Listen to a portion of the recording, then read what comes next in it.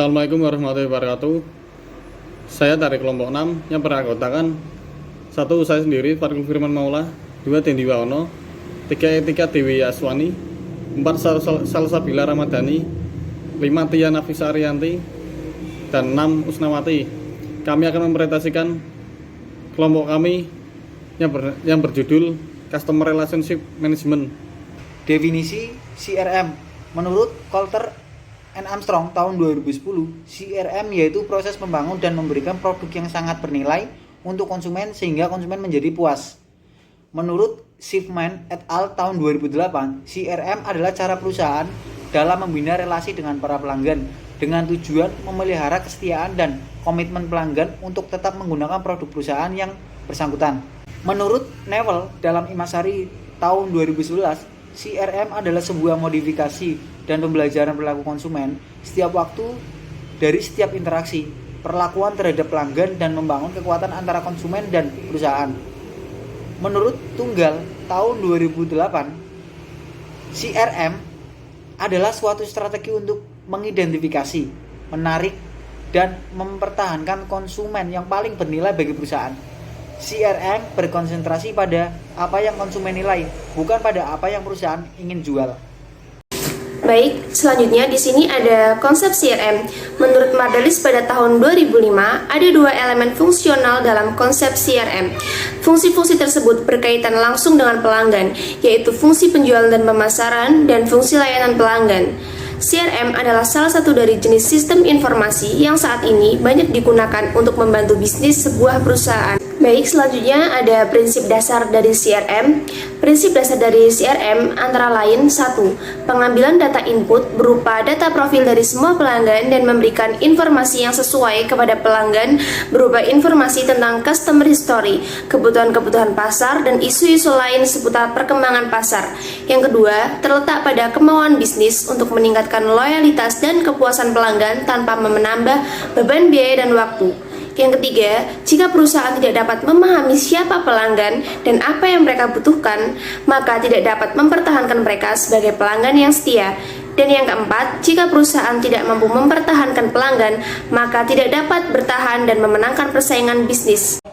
Tujuan sistem informasi berbasis CRM. Yang pertama, untuk meningkatkan keuntungan bagi sebuah perusahaan melalui terjalinnya hubungan yang baik antara korporasi dengan pihak pelanggan terkait. Yang kedua, menyediakan informasi yang lengkap mengenai data pelanggan untuk memaksimalkan hubungan antara pihak perusahaan dan pelanggan melalui penjualan secara upselling dan cross-selling. Yang ketiga, menggunakan informasi yang telah terintegrasi sehingga menghasilkan sistem pelayanan yang memuaskan. Yang keempat, menghasilkan konsistensi dalam pembuatan prosedur penyaluran jawaban kepada pelanggan. Fungsi yang ada dalam sistem CRM. Yang pertama, menerapkan falsafah yang berorientasi pada pelanggan atau customer centric. Yang kedua, mengidentifikasi faktor penting bagi kebutuhan pelanggan. Yang ketiga, membangun proses pelayanan terhadap pelanggan secara maksimal. Yang keempat, mengadopsi pengukuran berdasarkan sudut pandang dari customer. Yang kelima, menyediakan dukungan kepada customer secara penuh. Yang keenam, menangani berbagai keluhan yang berasal dari pelanggan.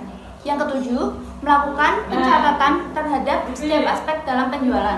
Dan yang terakhir, membuat informasi yang berkaitan dengan pusat pelayanan dan penjualan dari customer. Tahapan dalam CRM yang harus dilakukan oleh setiap korporasi. Yang pertama adalah memperoleh pelanggan baru. Yang kedua, menambah nilai dari pelanggan dengan cara upselling dan cross-selling. Upselling sendiri adalah menawarkan produk yang sama tetapi mempunyai kualitas yang jauh lebih baik.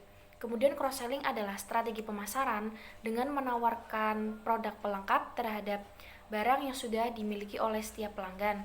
Yang ketiga adalah mempertahankan pelanggan. Selanjutnya adalah manfaat CRM untuk bisnis. Yang pertama, mendorong loyalitas pelanggan. Yang kedua, meningkatkan efisiensi operasional kerja.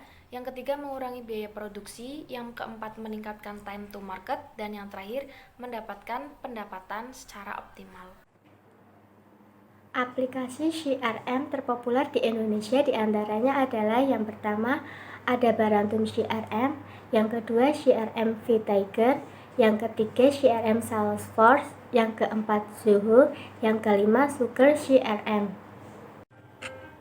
Selanjutnya dimensi CRM, di mana di dalam dimensi CRM terdapat identifikasi pelanggan atau Customer Identification, yaitu identifikasi pelanggan agar diperlakukan sesuai harapan sehingga menjadi ikatan yang saling menguntungkan.